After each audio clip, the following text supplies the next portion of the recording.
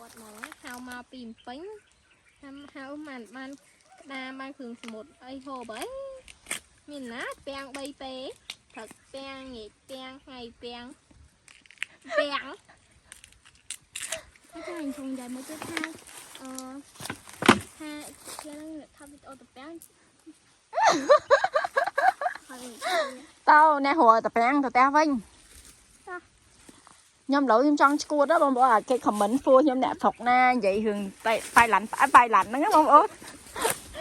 lỗi trong cua đó lỗi tranh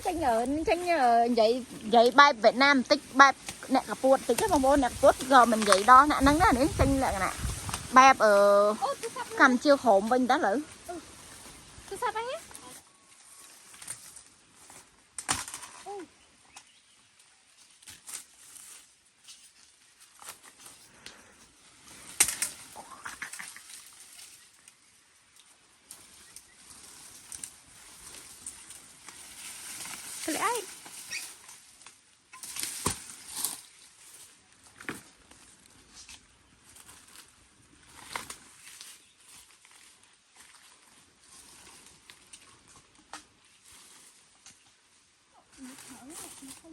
rồi thông phết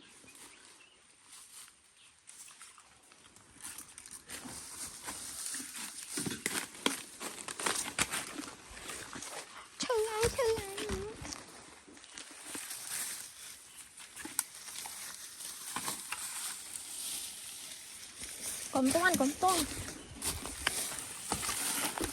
tao ta lẽ một cái bay không mấy à đi con na này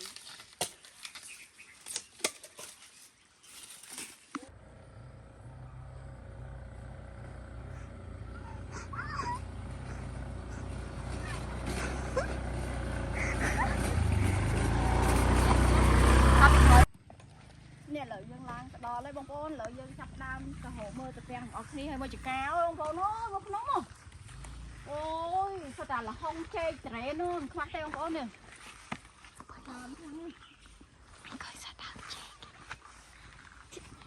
thọt hột mến